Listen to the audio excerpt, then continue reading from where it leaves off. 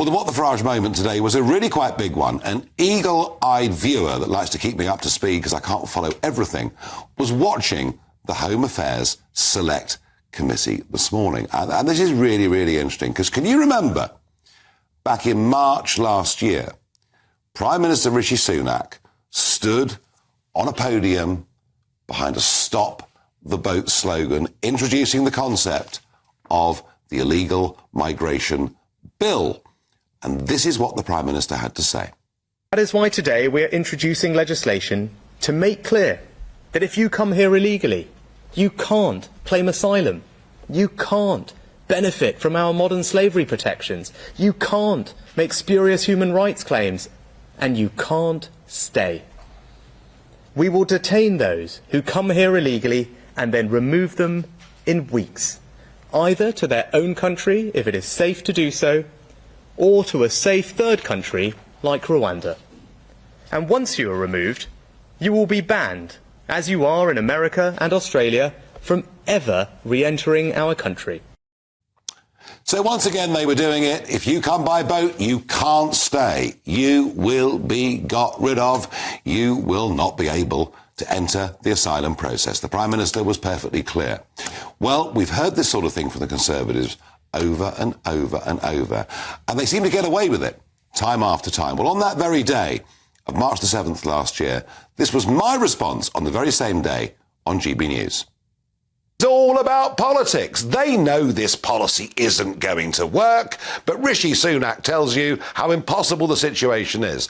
Doesn't take any responsibility for it, doesn't accept that many of us have been screaming at them over the course of the last 3 years to do something about it, doesn't accept for a moment that, of course, Boris Johnson said if you come here illegally, you won't stay. David Cameron said if you come here illegally, you won't stay. Now, this is all projecting forward. We are on your side. That is what Sunak is saying. Well, I was sceptical. Today was really, really interesting. We saw Conservative Member of Parliament for Worthing, Tim Lawton, asking the question, since the Illegal Migration Act became law in July last year, have people been refused, if they cross the channel, to enter the asylum process? Watch this. And what is the status of those people who have come across the channel since the Illegal Migration Act came into force?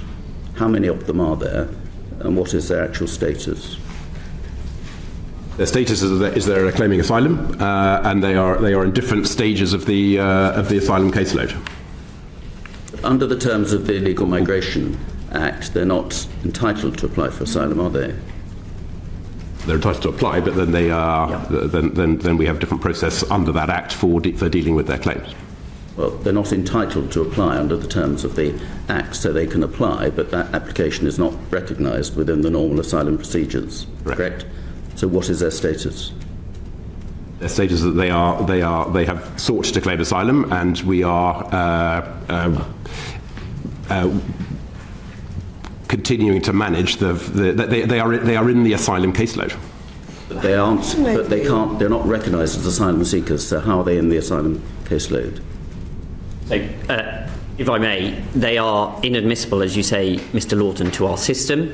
As you know, at the moment we do not have safe country of return for the vast majority of those individuals, so they are here on bail pending the conclusion of the Safety of Rwanda bill and then the movement forward.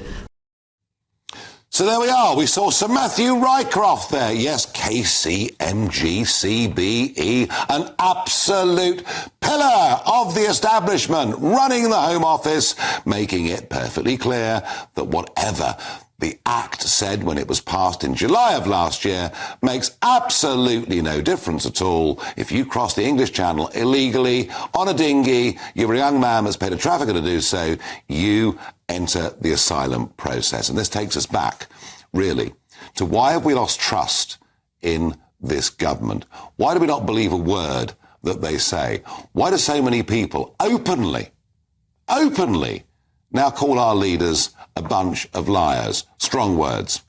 Well, did Rishi Sunak, when he stood up on the 7th of March last year saying that, did he actually believe it?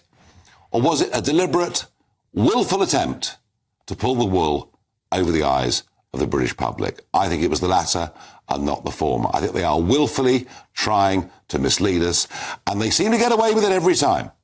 Every time they make a tough speech about how we're going to deal with illegal immigration, Conservative-supporting newspapers say, hurrah.